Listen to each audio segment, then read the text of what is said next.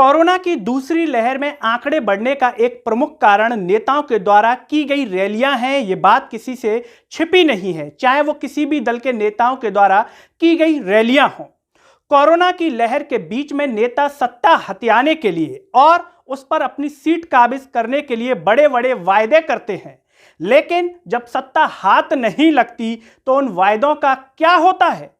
Corona के इस काल में जहां लोगों को ऑक्सीजन, हॉस्पिटल्स और दवाइयों की सख्त जरूरत है, ऐसे में क्या लोगों से इन चीजों का छीन लिया जाना यह कितना सही है।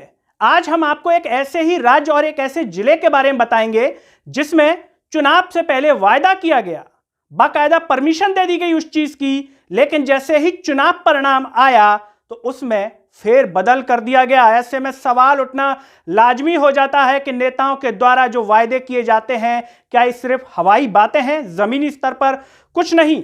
नमस्कार, मैं हूं गिरिराज शर्मा और आप देख रहे हैं सरल टॉक। सभी से एक ही अपील है कि इस आवाज को सब्सक्राइब कीजिए और इसे हर जगह शेयर कीजिए। मध्य प्रदेश के दमोह जिले में बाई इलेक्शन था, उपचुनाव था। कांग्रेस से खड़े हुए थे अजय टंडन, बीजेपी से राहुल जी खड़े हुए, जो कि पहले कांग्रेस में थे फिर बीजेपी में आए। चुनावी रैलियां हुई, कोरोना तो बड़ा ही होगा निश्चित तौर पर। मुख्यमंत्री जी ने रैलियां की, वायदा किया मेडिकल कॉलेज का, लेकिन यहां पर आज हम सवाल पूछना चाहते हैं कि मेडिकल कॉलेज की मंजूरी तो दे दी गई बजट में, लेकिन एक ऐसी घटना सामने आ गई है, एक ऐसी चीज सामने आ गई है कि सवाल पूछना जरूरी हो जाता है, क्या मेडिकल कॉलेज हकीकत में दमोह की जनता को मिल पाएगा या फिर नहीं मिल पाएगा, और मिल पाएगा तो कब तक मिल पाएगा। यह सवाल इसलिए क्योंकि दमोह के साथ हो रहा है भेदभाव। अप्रैल में दमोह से वायदा किया गया था ऑक्सीजन प्लांट का, 2 ऑक्सीजन प्लांट दमोह की जनता को मिलने थे। इसकी बाकायदा मंजूरी भी मिल गई अप्रैल में, ध्यान दीजिएगा अप्रैल में, यानी कि जब तक चुनाव हुआ नहीं था, चुनाव चल रहा था, रैलियां चल रही थी, परमिशन दे दी गई थी। लेकिन 6 मई यानी कि चुनाव परिणाम आ चुका था, 6 मई को एक नया आदेश आ गया जिसमें 2 ऑक्सीजन प्लांट में से केवल 1 ऑक्सीजन प्लांट जिसकी क्षमता 300 किलो प्रति मिनट है ऑक्सीजन की, वो लग रहा है प्लांट, लेकिन जिसकी क्षमता 570 है लगभग, वो प्लांट भोपाल शिफ्ट कर दिया गया है। ऐसे में सवाल खड़ा होता है कि अप्रैल में परमिशन दे दी गई तो मई में वापस क्यों ले ली गई। तो क्या इस सवाल नहीं बनता कि दमोह की जनता के साथ ये भेदभाव किस वजह से हो रहा है?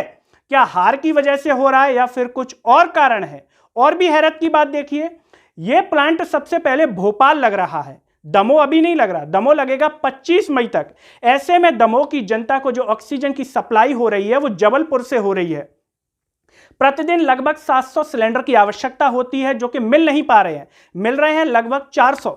ऐसे में मरीजों के सामने संकट खड़ा हो गया है और उन्हें इलाज के लिए निजी क्लिनिक पर जाना पड़ रहा है, जिसकी फीस लगभग 4000 रुपया है, जिसमें ऑक्सीजन और दवाइयों की फीस अलग है। ऐसे में दमोह की जनता पर कोरोना के इस प्रकोप में जो मार पड़ रही है, आखिर इसका जिम्मेदार कौन है? क्या दमोह जिला मध्य प्रदेश से अलग है?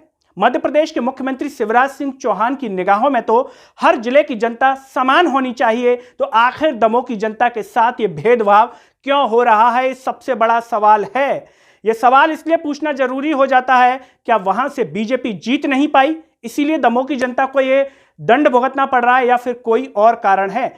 दूसरा सवाल यह भी है कि अगर जीत भी जाती बीजेपी तो क्या दमोह की जनता को यही भुगतना पड़ता, क्योंकि अभी भुगतना पड़ रहा है। ऐसे में हम एक सवाल करना चाहते हैं कांग्रेस के प्रत्याशी अजय टंडन जी से। दमोह की जनता ने आपको प्यार दिया है, जिताया है, तो क्या दूसरा ऑक्सीजन प्लांट कांग्रेस के जो प्रत्याशी जीते हैं वहां से अजय टंडन, वो लगवाकर दमोह की जनता का दिल जीत पाएंगे, या फिर सरकार भरोसे बैठे रहेंगे कि सरकार ही करे जो करना है?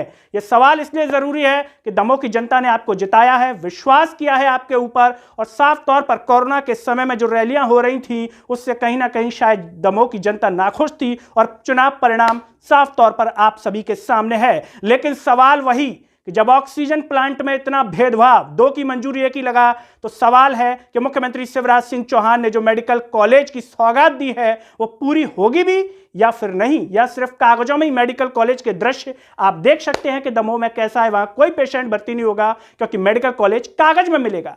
दोस्तों, मेरे साथ इस वीडियो में फिलहाल इतना ही। चलते चलते सभी से एक ही अपील है, इस आवाज को सब्सक्राइब कीजिए और इसे हर जगह शेयर कीजिए। अगले वीडियो में आपसे फिर होगी मुलाकात, तब तक के लिए मुझे दीजिए इजाजत। नमस्कार।